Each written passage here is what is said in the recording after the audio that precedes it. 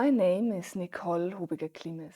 I'm a business and leadership coach, an educator for meditation and mindfulness. Today, I have the honor to speak with a wonderful person who I value, appreciate, and respect very, very much, who inspires me. It's a person where I have the feeling to being seen from the heart. His mission statement is bring smiles into the world and stillness in their own heart. I love it. It's Nipun Mehta. Have you heard about Karma Kitchen before? To name just one of his projects of giving. Nipun studied at the University of Berkeley, but he quit his first job as a software engineer. He said the job gave him more money than he needed, so he started to give it away. As money ran out, he started to give time, and as time ran out, he gave himself. After that, Nipun founded the NGO ServiceSpace. It's a global movement that reaches millions of people and is powered by thousands of volunteers. He is the founder of Giftivism. It's a combination of giving and activism. Nipun was honored as an unsung hero of compassion by His Holiness the Dalai Lama. The former US President Barack Obama appointed him to a council for addressing poverty and inequality in the US. For me, what is even more impressive is his way of living.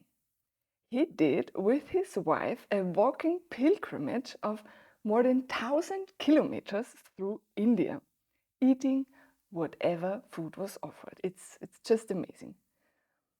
He lives just the simple lives. He speaks from the heart. He gives fearlessly. And I can say he's smiling all the time when I see him. But not just right now in the moment, because he's sitting in front of me, eyes closed and in his own inner peace. We are in this lovely house of our friend Christine, so thank you to Christine and welcome Nipun and thank you for your time. Thank you. What a sweet introduction. I'm delighted to be in conversation with you, Nicole. I jump right in because we had 2 days ago this beautiful retreat with the Dream Academia in Austria. And it was about heart challenges. And what was your most wonderful moment of this day? um, I think I think when there was a moment when everyone is doing an exercise and people lift their hands up, and in my mind, that's such a beautiful moment because it's almost like both your hands are reaching out to something much greater than your ego, and we're not just doing it individually, we're doing it collectively. And when you see that, you're just like, wow, how has life organized itself that we all came together to hold this sacred thought of going beyond the me and even the we and into the field of us? And so to me, such small moments really capture my heart, and make me feel like, wow, life I is can beautiful. understand this. And it was a retreat which was created with a lot of people, so it was the whole spirit of the day. Yeah, and it was powerful because you had people from, accomplished people from the political sector, from the business sector, from the education sector, from the nonprofit sector, youth, community people, and when and all these people came together with the universal first and the unique second. Usually we come with our uniqueness first, what differentiates us. And then we say, well, we should also come together as universal beings. But actually, if you lead with the universal and allow the unique to trail, it paradoxically actually lets our uniqueness shine even more. But there's a shared agreement to allow that take the back seat, at least for the day, and see what happens. And we all saw that, wow, that was amazing. It's so liberating. And you get a lot done by almost not trying to force your will onto the collective field. So you trust that if we come together in this way, there is an emergence. And yeah, that was just so awesome to see. It's not always so easy to lay back and be in the back seat. It's not so common. At the at the retreat, at the lunch table, I did something funny. I asked the people, if you have one question you can ask Nipun, what would it be? Oh boy. So here it comes, the question. What does you find most difficult in your professional life? What do you have to master, to overcome? What is difficult? Is there something difficult? Oh, sure, yeah. I mean, I think the hardest thing is certainty. So the mind wants to cling to permanence. And so it's a constant thing because we're surrounded by a seeming permanence. And when you have permanence, your mind wants to seek security in that permanence. So I know Nicole today, I knew Nicole yesterday, and I hope I can hold on to Nicole so I can receive all her love tomorrow. And that logic is not supported by nature. And so the moment we are in that logic, we are creating the seeds of violence because it directly conflicts the flow of nature, the impermanence of nature. So I think it was Thich Nhat Hanh who said, we don't suffer because things are impermanent. We suffer because we want them to be permanent. And there are 1,000 ways in which this shows up. So I would say the hardest practice is for me to renounce the outcomes of what I'm doing, of my actions. And when you do that, you say your ego wants to say, oh my God, like I put all this effort, what is it for? Um, and and if you are rooted in that kind of future orientation, you miss the present moment because really you're putting in the effort to dissolve your sense of self. And the reward is not there, it's actually here. But you have to, if you're in a group of people, if you're in the traditional world, everyone is oriented towards, the Yes. future, towards the outcome, towards the output, towards the impact, and towards maximizing all of that through efficiency. Um, and that's a narrative. But the narrative in my heart says, hey, let all that go. Surrender in the flow. And there's always necessarily going to be tension. Even if you don't want that tension, you want to meet people where they're at. So you talk to a businessman and he says, well, what do you do? What does ServiceSpace do? To me, that's just not a relevant question. But you have to say, okay, well, it is relevant for you because that's the space you're coming from. And out of compassion, I want to meet you there. But I cannot stay there because if I stay there, uh, then I'll be caught up in certainty and permanence, and that will create violence in me and outside of me. So it's almost like out of compassion, you want to meet people there, but then out of wisdom, you want to also not stay there. That's interesting. And I can really relate to this because I prepared yesterday the interview. As you see, I have 2 pages of questions, and I arrived early Yeah. with the car and was sitting there and was like, okay, should I read it through? And no, because I think 90% I will not need it. Because it's like you say, Yeah. if we hold on too tight, then Yeah. maybe cannot emerge. That was wanna emerge. Yeah, and it's beautiful that you did the homework because it's not for the homework, but because if you hold too tight, the flower crumbles. But if you let go entirely, and that letting go is not at the deepest layers of your consciousness, which for most of us is not because we're not awakened, then when you let go, you're actually surrendering not to the deepest flow, you're surrendering to the flow of your subconscious patterns. So you think you're like, I'm letting go, but actually you're just propagating your subconscious patterns. So, hey, I'm not interested in action. I'll just sit here and watch TV. That's not letting go. It may feel like it in that moment that I've let go because I'm just here and now. But if you're engaged in another external activity that's distracting you, then you've still got a lot more letting go to do. And it's an ongoing journey. So it's this balance between doing the homework, putting the effort in, and releasing the outcomes and trusting in the emergence. And it's a continual thing. And as you practice more and more and more, you become very good at like the right tension, Mm-hmm. the right equilibrium between these seemingly opposing forces. It's like what you said at the beginning at the retreat. We shouldn't ask ourselves what we can take from this day. We could be open to what we want to share. Yeah, this was a really eye-opening moment. It was very nice. So you arrived in Austria. Before you were at Vietnam. You travel around the world a lot. Yes, and why are you so committed to this? Why are you do all this effort? Because it's not easy to be here this day and the next day talking here on this stage, and there are 100 people and there are 100 people. Why are you doing it? What is the motivation?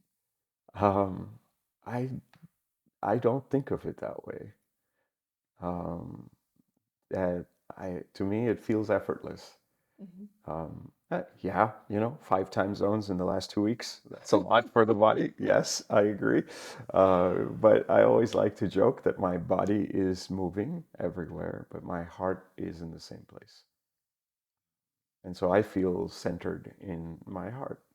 And I look out and I say, oh, it's a different city, it's a different time zone, it's a different language, it's a different context, it's, different people, but underneath it is the same longing.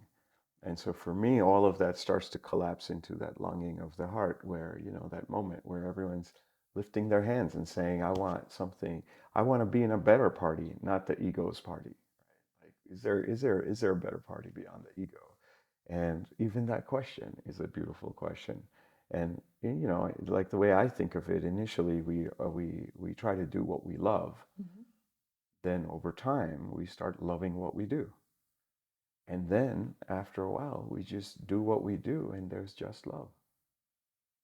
Like, you're just not choreographing any of this stuff. And when it is just love, you're not doing things out of a purpose. You're actually, purpose is finding you. You are not seeking the purpose. Because for me to seek purpose, there has to be a static sense of me. But if that sense of I is constantly changing, you just are sort of in the flow, and this is organizing itself. How will it organize itself? You have to discover. But it's hard in the sense that this sense of wanting certain things or wanting things to work in a certain way, like, comes in, and there will be that tension. Even if it's not coming from inside of you, sometimes it's coming from outside of you. And how do you stay centered in that part of your heart? How do the body can move, the mind can move, but can the heart stay in the same place? And so for me, I feel like I don't feel like I'm doing too much or I'm going all over the world. I mean, I am, but I also am not. That's Mhm. my experience of it. Now I found your secret. Yeah, this is the secret because I know it was a long awakening circle yesterday, but you look fresh and present and here, and this is it because your heart is here and this doesn't feel like moving around. It's always with you, and you love what you do. And yeah, we found your secret. Yeah. That's amazing. That's amazing. Well, and, Um, and and the other thing about it is that you have to just, like, to me, I'm doing this interview and I have no idea what this interview is for, and it doesn't matter. because I could die in the next moment. Mm. So why to bring all that drama underneath it? I said, okay, well, Nicole is a very sincere person. Emmanuel is helping from the back, and they're, they've got their hands up in the flow of the world, and I want to be a part of that. And so if I can contribute whatever little bit, it's my honor. And if you think in that way, then who knows what happens tomorrow with this? Great. If it does, it doesn't. But the result of that is that it's light. It doesn't have a heavy footprint on your consciousness. And then you can just go and do. I mean, it's action 24 hours a day. So it's, even when you're resting, it's kind of work.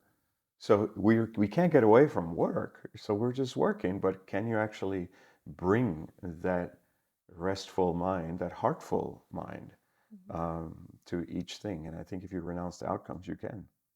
I heard a quote where you talk about a guy is dying and he has the most toys of everyone, but he cannot bring his toys to the, yeah, Yeah. they have to leave behind. And it's like, yeah, it's, Yeah, that was a billboard. I remember because I was very formative for me because it says, "He who dies with the most toys still dies." And I was like, oh, okay, yeah, that's true. So why am I after all these toys? Toys in the material world is one thing, but toys of the mental world even. So just let it all go, see what happens. And yeah. do you prepare, like, do you have a morning routine or a special, like you meditate a lot? Do you have a special routine so that you feel your heart is with you? Are there some rituals? I would say the biggest ritual I have is doing acts of kindness.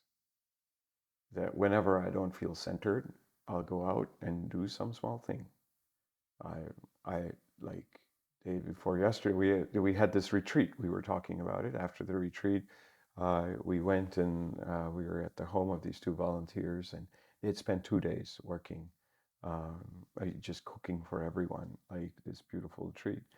And when we're there after this whole thing ends, I was like, that's a lot of work that they put into it. That's a lot of love, and I would like to contribute. And I said, let's just do the dishes. And then we were talking about these sacred topics, and so I go to everybody and I said, let's all come together and like do dishes for these people. And the hosts were like, no, no, no, no, and Michelle and Tiba, and Michael is like, no, no, no, there's no way you can't let you're like our main guest. And I was like, no, no, no, it's an honor, it's an opportunity. You got to let us do it. And we did it, and somebody else found a guitar, and they start strumming, imagine, and everyone is singing, and we're doing the dishes, and the hosts are just hugging each other, saying, "Oh my God, like what is happening here?" And it was so simple, and yet it filled the room up with love. And that sort of thing is what I would say fundamentally is my practice. Sometimes it's very small ways, invisible ways. Sometimes it it takes half an hour to do the dishes, but underneath it, um, the principle is that when you are unconditionally kind, you move away from the me and you step into the we. And all the problems of that we might face are usually because we are deeply rooted in the me.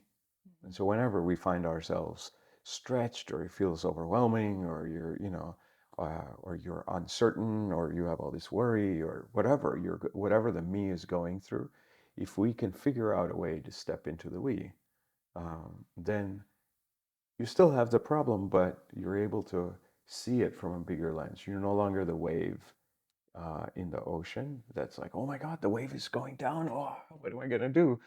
You identify with the ocean in which these waves are sort of arising and passing. And so for me, a really big practice is just a small act of kindness. Um, you'd be amazed how far that goes. So, Beautiful. yeah. I can really feel it, yeah. It's amazing.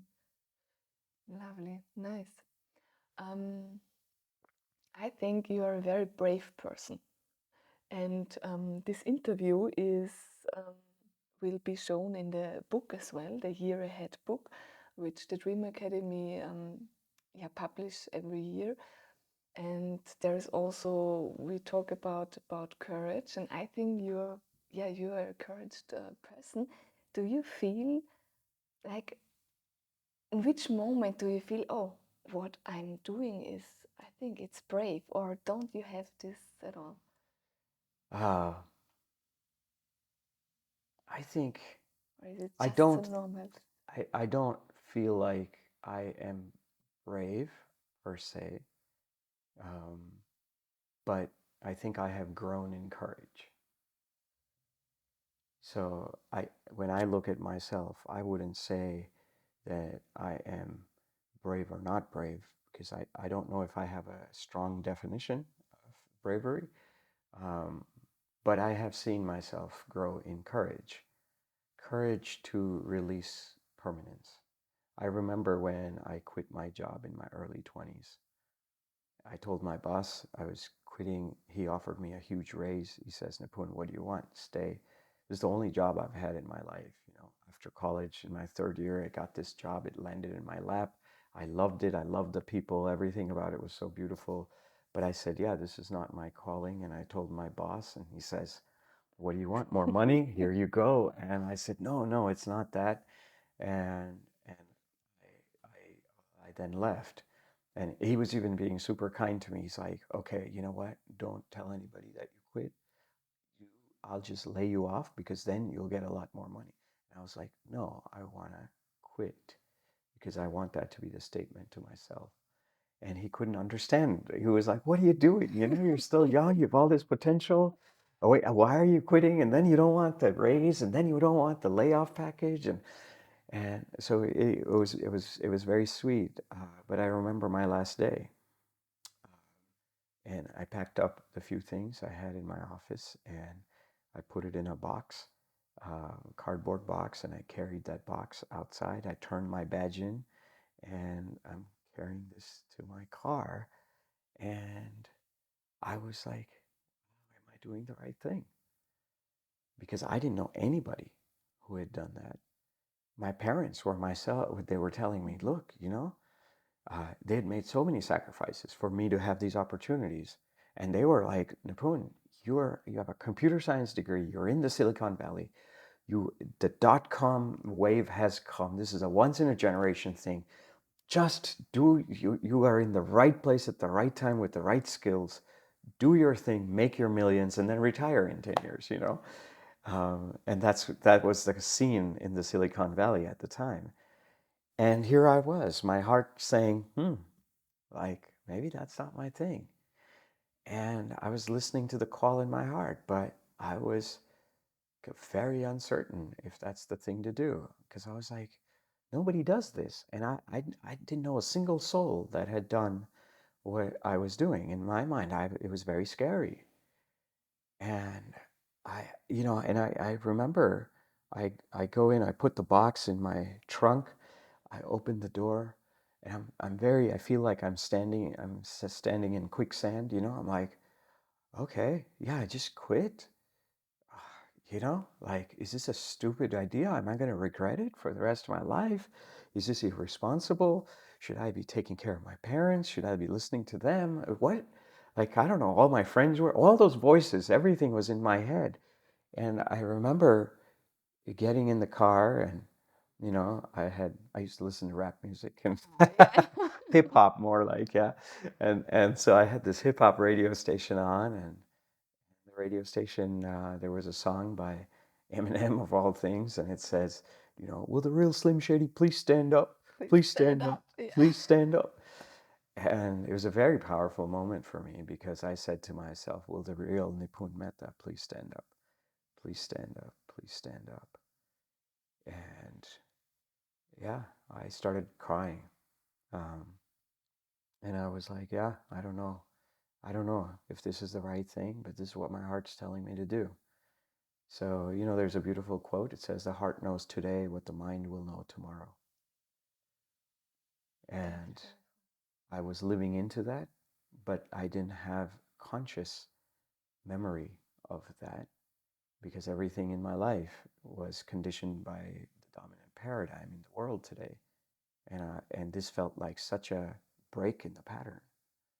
And I was like, oh, uh, yeah. And it took courage to listen to the heart.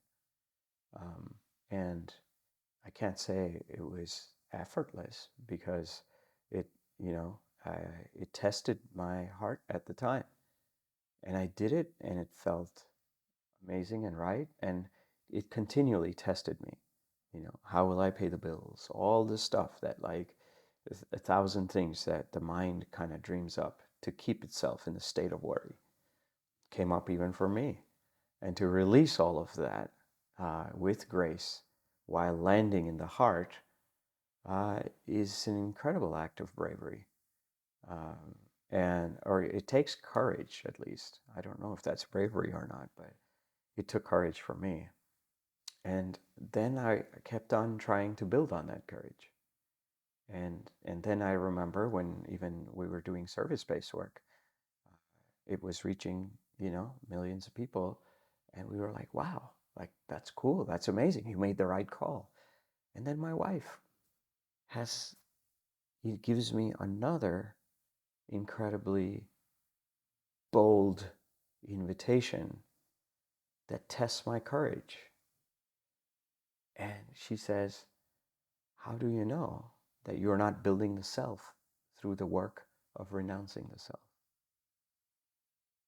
So I'd given all this stuff up and I didn't have financial capital, but there were lots of people. And when you have lots of people, you have some influence. And when you have influence, that's a different kind of wealth. That's a different kind of capital. And here my wife was coming in, holding a mirror and says, you know, and she wasn't saying I was caught up in it, but she says, Nipun, we're doing this work to empty, but there's so many layers of emptying. It's not a binary thing that I have or I don't have. It's like, oh, I have, I let that go, and I realize, whoa, I have so many other layers. And so she says, how do you know that we don't have golden handcuffs? That maybe we don't have the traditional handcuffs of the world, but you could be caught up in this work of impact, of changing people's lives, of creating projects in society, all of that.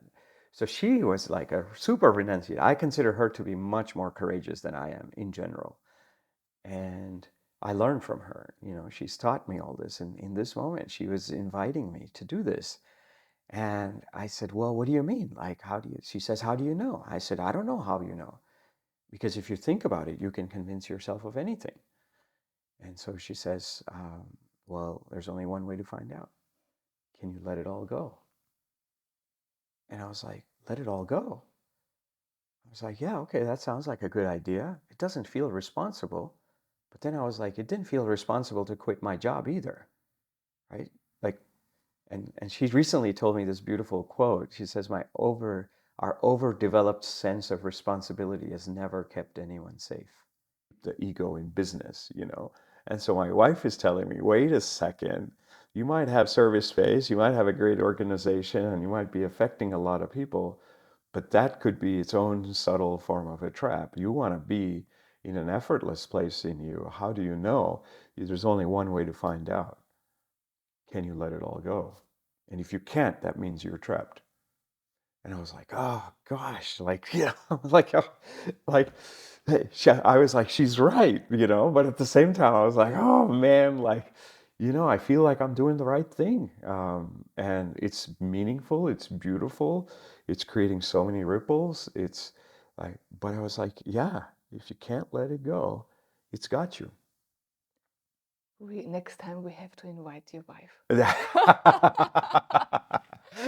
Yeah. I think the story is so interesting and important because I think a lot of people have these different voices in their mind, like, should I do it not, and then what should I do?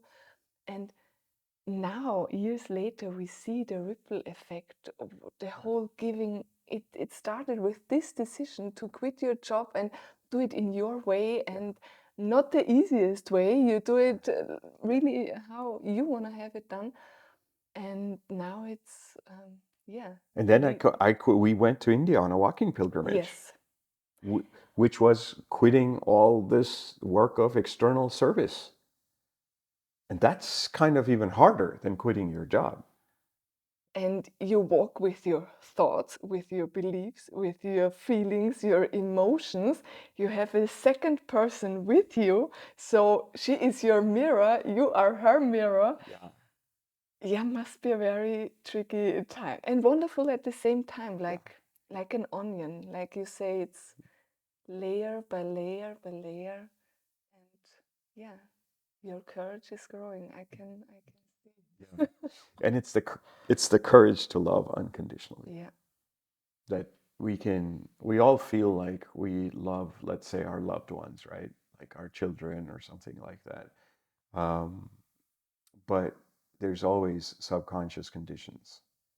There's always subconscious sense of security that we are gaining from others we serve and others we love, and how to unpack all of that and how to release ourselves from that so we can actually love full, like fully in deep flow. Um, that is a powerful even concept to hold. That what if it was like instead of a dial-up connection where, okay, you are connected. What if you had a fiber optic 5G connection? You're just locked in. Like it's like it's an incredible. It's like docking. Mhm. Yeah,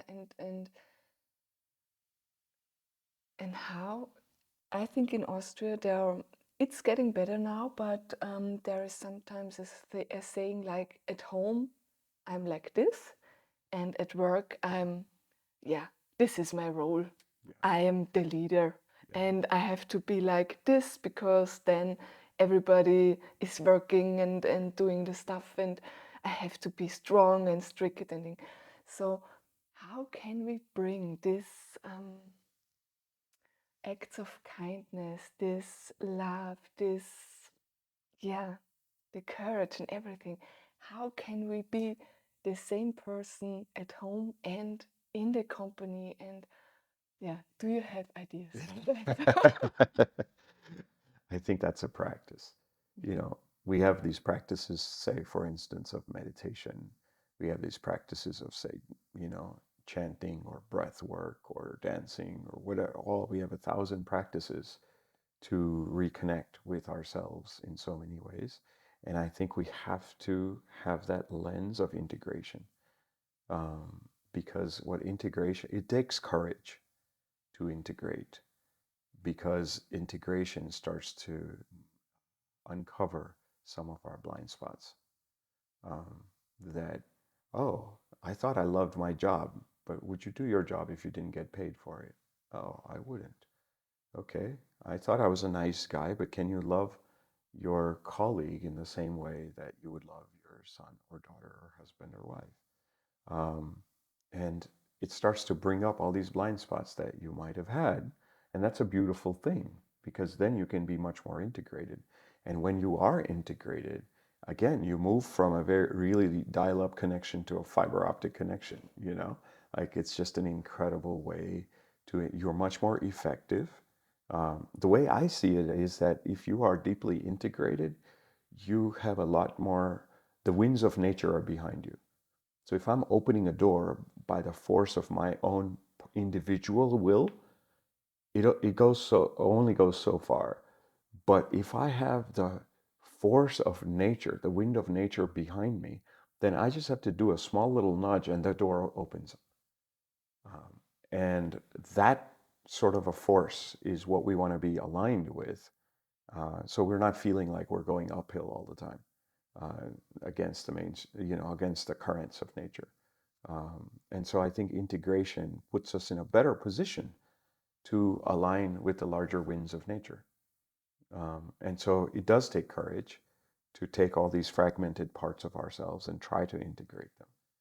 And as we do integrate them, it will take even more courage, because we'll see that there's only one way they can be integrated, and that's love. There is no way you can have greed across the board. Right? Even the most greedy person at work, even the biggest taker that you might have on a certain team, They come home to their loved ones and they're practicing love. Right? They have their own moments and own practices where they can let go of their own selfishness and narcissism at some point. And so, if you really start integrating, there's only one way to integrate deeply, and that is love. Because there is no other organizing principle that will last you across your whole life, across not just the breadth of your life, but the depth of your presence in each moment. And so, love is that through line. Um, and it takes courage. It takes courage, and it takes compassion, which is also in the book The Year Ahead, because if we have to work together with a lot of different people, everybody is different, and yeah, maybe with the love and the compassion, we can let them be like they are, what they want, and maybe it allows us at the same time, okay, I can show who I am and what I be, and then it's even better because everybody can be Yeah. their true Yeah. selves. And Well, that's a great point, actually. If I am in that part of me, which is deeply centered, it actually gives you permission to be in that part of you implicitly without you saying anything. But if I'm in a fragmented part, if I'm in a selfish part, that actually threatens the other person.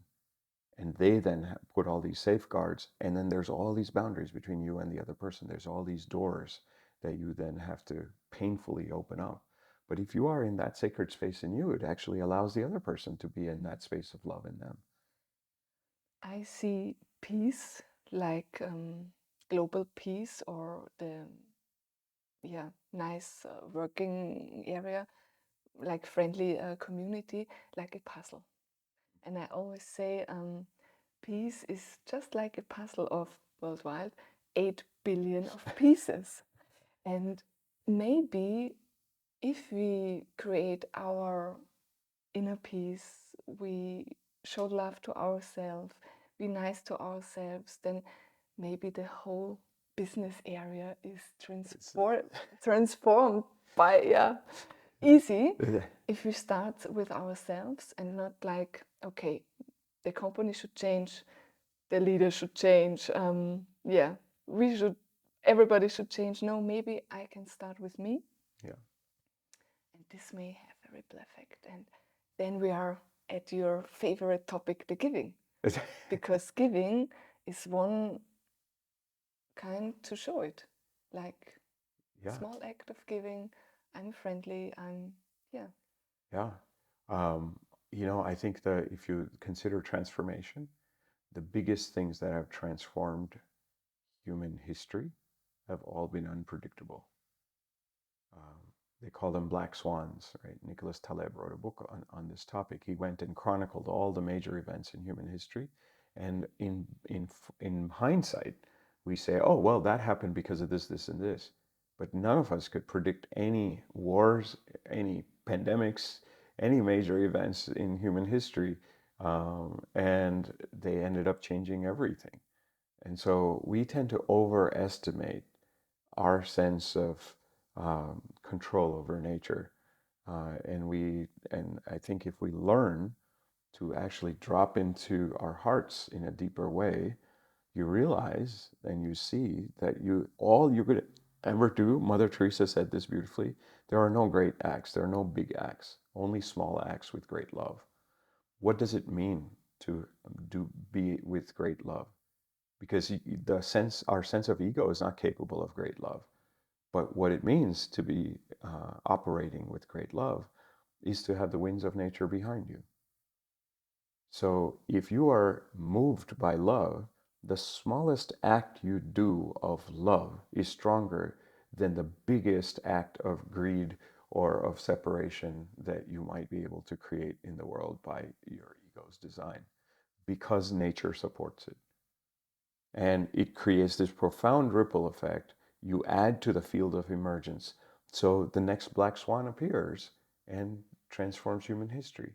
That's actually how transformation has happened. It has never been because of XYZ people. If you actually trace it down, It's to these uncertain factors that come together spontaneously, create emergent properties, and voila, you have transformation. And so if transformation is an emergent property through history, then instead of trying to coerce that transformation, what if we let it go? And what if we realize that we want to do small acts with great backup of nature, with great love? Then I think that becomes a wise action. Mm, And it's light. it's light. It's light. Yeah. You say we should lead with relationships. I think, can you tell us a little bit more about this idea and how it can change things when we have more relationship based? Yeah, I think a lot about how do we shift from transaction to Yeah. relationship. Because transaction says that I only want a certain part of you and I'm only going to give you a certain part of me. So you give me your labor and you give me the sandwich you create at the store and I give you a certain amount of money for it. So it's a very narrow bandwidth. It's a very narrow way to connect. A relationship is much more multidimensional. But when you transact, what you're also doing is you're actually adding to the fragmentation of the other person's identity. So you are saying that, oh, I am a customer and you are a sandwich maker. When really what you want to do is you're not just a customer, you are all of your relations, right? You are all of your existence. Like there's so much integration in you that just happens to show up in this way of you giving money to the sandwich guy. And similarly, the other person is not just a sandwich maker, right? He's a whole lot more. So how can the whole lot more of the other person meet the whole lot more of me? And and in that context, that's a relationship. And if you have a high bandwidth connection in that way, then many parts of me are connecting with many parts of you. Many parts of you are giving permission to many parts of me to sort of coexist and eventually start to integrate. And when you look at it that way, you're like, wow, this is just a better party. Like, why would I just want to do this? Like, it's so shallow. And so you say, okay, well, yeah, I want to lead in this way. And then you look at our systems and you say, well, these systems incentivize transaction. Mm-hmm. So if you look at a vase, right? If you have a vase right here, there's a vase. So you drop a vase on the ground, easy to break it into 1,000 pieces, but very hard to put it back together. So what we have done is taken these multidimensional relationships and collapsed them into these small transactions. And how then will we repair and bring the vase back? And that's our job because we have completely transactionalized almost every part of our existence, including giving. Mm-hmm. Giving also ends up being, oh, I have, you don't have, let me give to you.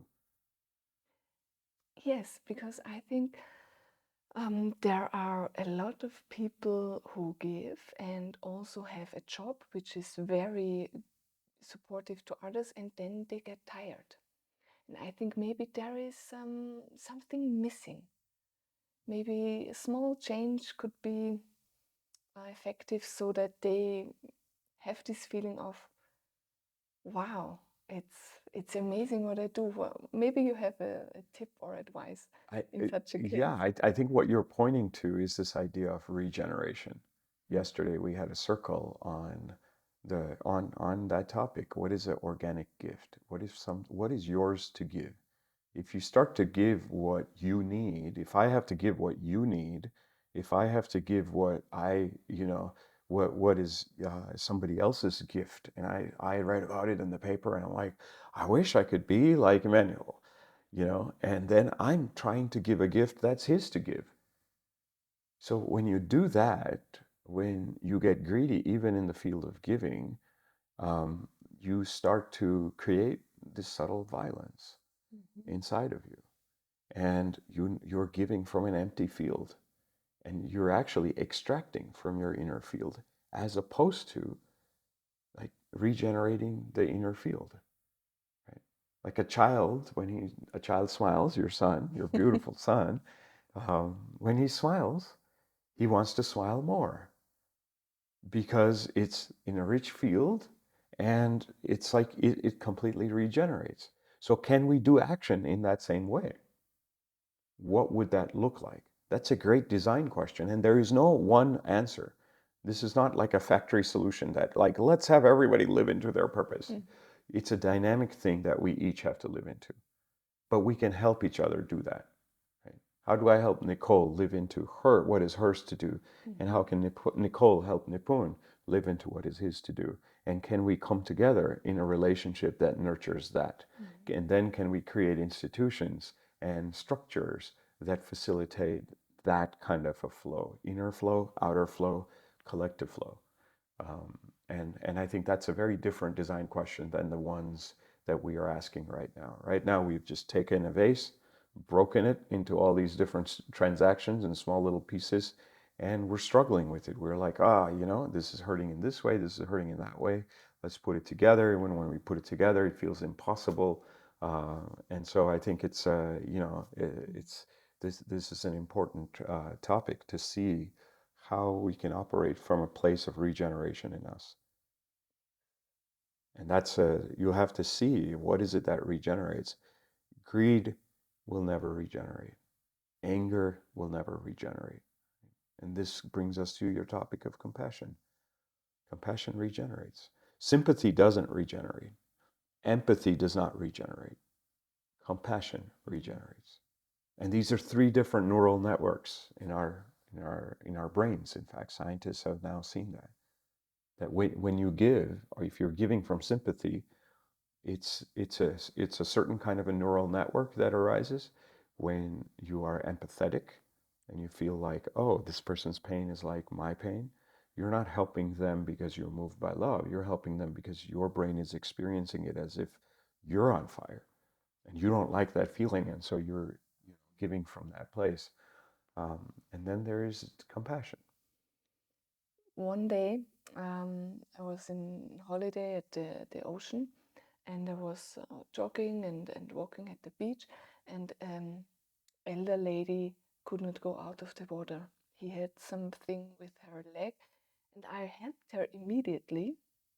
And she was bigger than me, and I couldn't do it alone. We were stuck in the water, and then some ladies were also jogging, and so they come, and we were now 3 or 4 ladies helping her out. And what happened that day? It looked like I helped her or we helped her, but it was completely the other way around, because that day I was happy the whole day, and I didn't know why. It was like, I'm just so happy. So I think it was not, oh, today I help a lady because I have to do one nice gift per day, one nice act of kindness. No, it was like, it was just an impulse, and it hit me back and filled my day. It was amazing. And after years, I remember this moment because it was such, with no condition. Yeah, that's beautiful. That's beautiful.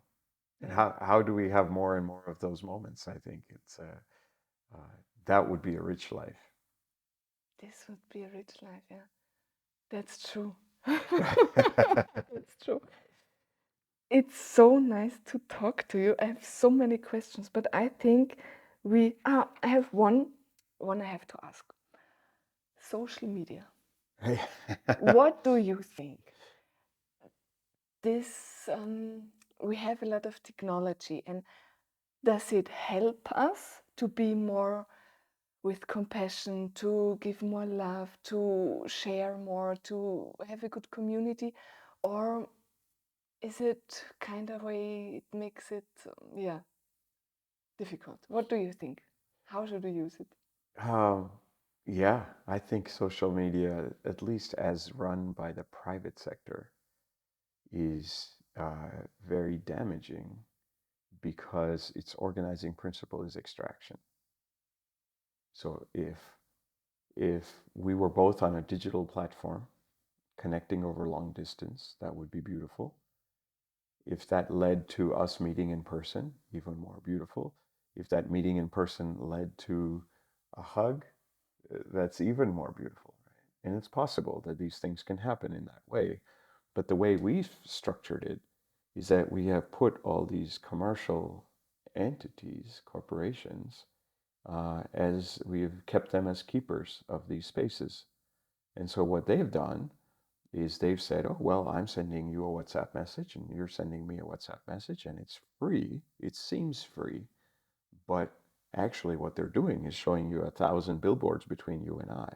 Between that hug between you and I, we have so many thousand billboards, and it's an extractive algorithm. It's an extractive design. And as soon as you bring an extractive design into it, you're going to create all kinds of problems. And we have seen that social media has generated, at a personal level, like people are no longer able to pay attention the way we used to, even because you're just constantly 2,600 times a day we hit refresh. And it's because we keep thinking it's like an addiction almost. It has totally messed up our sense of identity. So teenage girls, on Instagram, you see this, that, we just are showing very fragmented parts of ourselves online, and then we compare ourselves to others' fragmented projections of themselves, and we feel like we are less. That creates problems. And you see it even at a systemic level with forces like democracy being completely challenged by these narratives and these very context-less content. So I think it's been problematic. But underneath it, so there are many ways in which you can look at it. But I think at the deepest level, I think the faulty logic is the extractive logic. Uh, and so you say, well, if you want to counter that, what do you do? Well, stop extracting. Right? That's the greatest act of a revolution, is to say, go into a situation, instead of seeking, instead of saying, what can I get? Can you say, what can I give? That is a revolutionary thought, because that cuts to the core of it. If you create another app, if you create another Facebook or an Instagram or a WhatsApp, but you're still caught up in the larger extractive systems, you aren't really changing much. And so I think this is where I have a huge amount of faith in the smallest act of kindness, because that goes against the grain of this basic extractive logic. If you look at extractive logic, our traditional world, uh, sort of a fancy way to say it is that it's designed to privatize benefit and socialize the cost. So whatever there is to gain, I want it for myself, to privatize the benefit. And if there is a cost, let's say I'm running a company, it generates waste, I want to dump it into the ocean, everybody else shares the cost of it, because that's not my problem, somebody else. So we socialize that cost. But what compassion gets us to do is the flip of that, which is to privatize the cost and socialize the benefit. And if you don't have an open heart, that makes no sense. But you talk to any mother, and it makes complete sense. Like, this is how we have come into the world. You're privatizing the cost. Let me pay the cost for something that is going to reap fruits that I will not be there to harvest. And I am socializing the benefit in that way. And so you look at that logic, it's entirely different than the extractive logic. And so you say, wow, I can't change the world. But actually, the smallest act of kindness done with this kind of an intention of deep compassion strikes at the core of upending that dominant paradigm of extraction. That's nice. That's nice, because I think so many people struggle with it, and I think it's good to talk about it, so that maybe there is an impulse and inspiration to change there something, and everyone can try to change a little. Absolutely. And I think that's a good story to maybe a person have an impulse. That's lovely. Um, if you have 2 wishes free, 2, not 1. yeah, 2 for the world, for the companies, I don't know what's come up. I would say that since you said 2, not just 1 and not 3, 2. All right, I've got 2. I've got 2 because somebody asked me once that what is your organizing principle of of life, and I said service and stillness, and those would be my 2 wishes. That we are moved by love to serve others as our own, to serve all life in front of us as our own, and to come to a place of deep satisfaction, contentment, arriving in the now, and that stillness of not seeking, that I am here, that's good, and you are here, and that's good. And when these forces of compassion and stillness come together, I think a lot of good flows out into the world through us, even if we don't know it, and we don't even need to know it. This is so wonderful. We even don't need to know it, yeah. And yeah, it was, yeah, it remembers me as I walked in today and you carried out away and a bug or something. It's like to everybody, to the whole surrounding. Yeah. Wow, so nice. It, yeah, gets to me. And we end with a funny question. Okay. All right. No, Yeah, no, yeah. no more 2 wishes. Let's have a funny question. Okay, Funny I'm question. ready. I'm ready. You're ready, Nipun. If you can be a comic figure, a superhero, you can be a figure from a fairy tale today, what would you be? I would be a bodhisattva. Oh, that's good. A funny bodhisattva. How about That's that? good. Yeah, a fun, maybe not a Bodhisattva. funny Yeah. bodhisattva, but a fun bodhisattva. A bodhisattva is somebody who prioritizes the well-being of others, the awakening of others before their own. So they're sort of signing up to say, I'm going to do the dishes. You guys had a party. You guys keep going on to the next thing. I'd like to stay back and do the dishes. And that's a bodhisattva heart. That, that doesn't feel like the real show. Maybe you're left behind in some ways, but you sign up for that because what gives you joy is not getting ahead. What gives you joy is others, finding their calling, finding their awakening, finding their heart, and moving forward. And so, to me, I've read all these amazing stories of these incredibly compassionate beings throughout history, through all these different traditions. In Buddhism, they say, although I'm not Buddhist per se, but in Buddhism they say it's a bodhisattva, and so that really lands in my heart. And it's like when I grow up, I want to be a bodhisattva. Yeah, let's do it. Me last, instead of you climbing. It's not a race to the top; it's a race to the bottom. Wonderful. And I think, like in this place, Christine prepared so much for us. So I think we, yeah, can now join into food and to enjoy what Christine has prepared. And I say thank you for your time and for your being and for your words and for everything you do and for this exact moment when you were young and quit your job. So yeah, that we all now meet together because this was the start. So thank you, Nipun. Absolutely. Nicole, you're such a bright light. It's such an honor, actually, to just share this space with you. And thank you as well to Emmanuel, and to our whole larger environment here.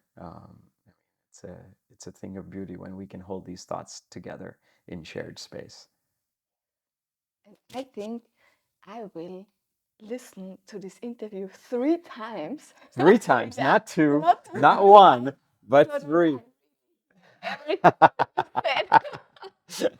If it doesn't make sense, you can edit out some of those parts. I think it was so interesting, and for me it was like, okay, this I have to listen tomorrow again. I really, really understand it. I have to go at this point. Lovely, lovely. Yesterday I could have took 3. Yeah. That's awesome. Thank you, Emmanuel. I think one question? yes, Doesn't have to be yes, the podcast. What is love? yes. We put it in. Because Yeah. everyone talks about unconditional love and everything, and I'm young and stuff. Yeah. But what is love for you? I think it's Yeah. for everyone a bit different or individual. Yeah. But what is love for you? Love is when you are not. Okay. When I can be nothing but everything for someone else. When you are, so to give you a practical example, I knew a sculptor once. He passed away a few years ago. He was doing sculptor, like artistry work, since the age of 4. And he lived well into his 80s. Remarkable person, very simple person. And he would do all these different statues of noble people. And one of his statues is in Times Square in New York, of Gandhi. And when I was in dialogue with him once, I said, you do all this stuff, you keep tweaking. When do you know that your artwork is complete? He said something very profound that has stayed with me. He says, when I know that I haven't done it. And he never autographed, he never signed any of his artwork. And so he says, so long as I think that I'm doing it, there is a separation between me and the artwork.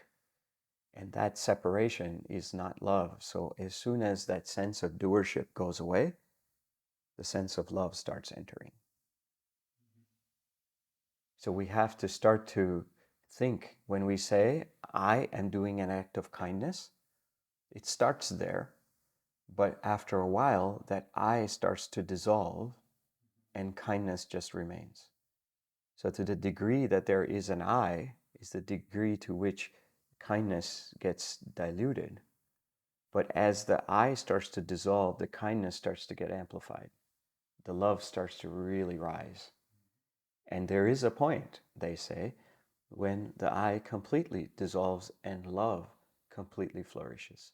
So to me, these are inversely proportional, and a very simple way is that if I'm doing an act and if I feel like I have done it, that means I have work to do to dissolve the I. But if I feel like it's just happened, it's not only light for me, it's not only light for the other person, but it's backed by the winds of nature, and that backing is love. I think I also have to listen to that. It's like We three let times, this in. 3 times. For maybe also for the viewers and also for me personally, if you haven't found your calling yet, what would you say to that person? Just let it happen and wait for it, or just? I would say experiment. Experiment. Yeah, go bold, Okay. right? Like go and experiment. I used to experiment with greed. I used to experiment with accomplishment. I used to, like in college, a full-time load is like 12 units. I once took 40 units. First time I was on a ski slope, by the end of the day, I was like on a black diamond slope. I was playing chess, and I was like, went all the way to play to grandmasters, and so I went after all this, and many things I failed in too, right? Like I wanted to be a tennis pro. I used to play 6 hours a day, and I didn't become one. I wasn't good enough, and so I would say go try. Go reach, don't just like flip flop and like be, okay, I want to be a tennis, go all the way.